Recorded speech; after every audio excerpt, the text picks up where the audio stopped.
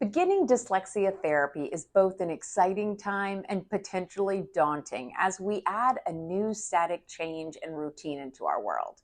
At Dyslexia On Demand, recognize that we place an extreme amount of care in your child and ensure that all members involved in the process feel completely supported and informed.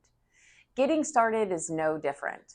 From the first information meeting through to your first day of therapy with your new therapist, the Dyslexia On Demand team is here to guide you through all the steps carefully. Here are the main steps you can expect when getting started at Dyslexia On Demand. Recognize that often these steps can be happening concurrently, so our start time can be as little as 2 weeks. Step 1, our information meeting. The first and very essential part of the process is our information meeting. This meeting typically occurs over Zoom with either myself or our instructional support manager, as we explain the Dyslexia On Demand process and answer any questions that the parent has. This meeting is crucial to all parties being on the same page about what can be expected during therapy and can avoid many emails prior to therapy.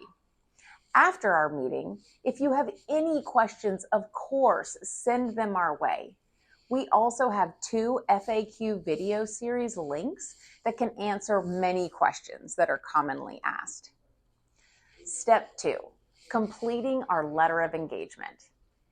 I always say that completing our letter of engagement is the first domino that knocks the rest of them over, because its completion triggers the startup process.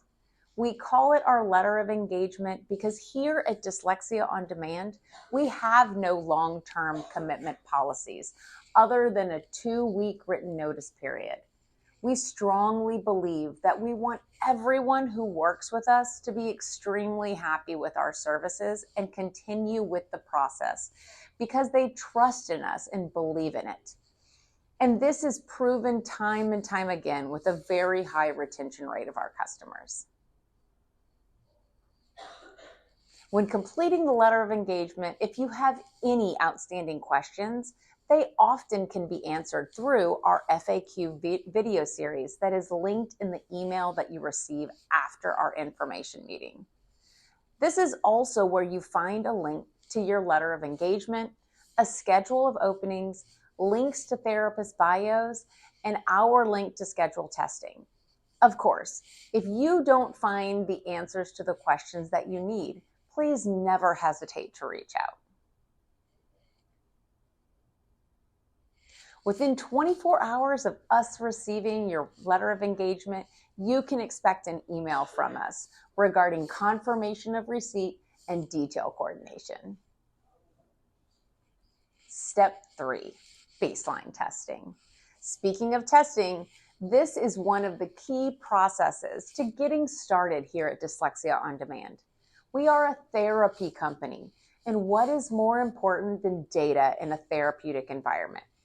The data that we are collecting in this norm-referenced test is not a replication of anything that your child was previously tested on. Every child who starts at Dyslexia On Demand undergoes this brief testing, and the data we are collecting is paramount to both formal progress monitoring and individualization. You could say it's like taking a microscope to your child's dyslexia. Annually, we repeat this testing for proof of neural growth and development, and it is used by the therapist to ensure that there are no holes as it pertains to the therapeutic process. Of course, this is only one piece of data here, as your therapist will be regularly collecting other data elements, but those would be considered informal level data. Of course, any data collected through your child's therapy journey will always be shared with you. To schedule this testing, you will simply follow the link provided in the email that was shared with you following our information meeting. You will then choose a time that works for your family to meet with one of our staff diagnosticians for 90 minutes of testing. This is conducted over Zoom, so your child can be comfortable and in a safe location, And the results of this test are shared in a report with you roughly 2 weeks after your testing session. We will also share this data internally with your child's therapy team. If you're not able to schedule the testing prior to the child's start date, don't worry. Their standard scores won't change in that little of time, and your therapist can still complete the initial sessions of therapy with the other data elements that we already have, such as the comprehensive testing that you previously provided. Step 4, therapist selection and meet and greet. Equally important to getting testing scheduled is your therapist selection. Ideally, we hope that we match your student with the therapist who will take them through the duration of their therapy journey and that they develop a close bond. So we take this step very seriously. Not only does that therapist closely know and monitor your child's data, but they also understand your child's personality and social emotional needs. Development of this creates trust and understanding and a desire to show up regularly. So you can imagine we take this seriously. Your selection process generally starts on the link to our schedule, which you will receive both in the email following our information meeting and likely in our confirmation email of the receipt of your letter of engagement. At this point, you will need to isolate a general window of time that works best for your family, either before or after school or during school if your child attends a private school. Once you do that, we will be able to narrow down the pool of therapists who is available during your available hours. From here, we would suggest window shopping therapists because after all, you know your child best and can determine who you are drawn to. If you have an older student, I always suggest getting them involved in the process for more buy-in. We want parents to be as involved in this process as much or as little as you would like to be. Once you are matched with your therapist, know that besides previous internal data sharing about your child's data and personality needs, there should be a meet and greet time established before your first day of therapy, where the therapist and student can hopefully begin their trust journey. In this meeting, students can begin to familiarize themselves with a new face and learn all about the materials they received in their tactile manipulative box so that they can be ready for that first day of therapy. Parents, this is also a great time to let the therapist know what you haven't already shared about your child and begin establishing your relationship with them.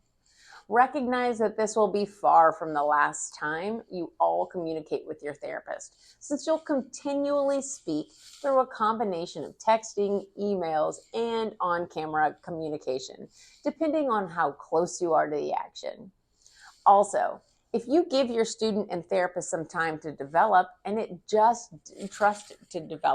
doesn't seem to be the right fit, please don't throw the baby out with the bathwater. Let us know and we can work to find a just right fit for them. Step 5, first day of therapy. It's finally here, time to start therapy. Prior to your first session, please make sure that you've carved out a distraction-free environment for your child and done your best to organize the materials that you have received and tried out any new technology that you may have purchased. If you are a little confused on what you need, don't worry. Your therapist can help guide you through some of those questions on day 1. Always remember 2 important things. First, therapy is a marathon, not a sprint. If it seems like we're starting off too simplistic, please realize that there is a method to the process and try to trust it. And 2, you're not alone in this. We are all here anytime to answer any questions, concerns, or to enjoy celebrations you may have. When you work with Dyslexia On Demand, you can trust that our expertise, individualization, and therapeutic programming set us apart.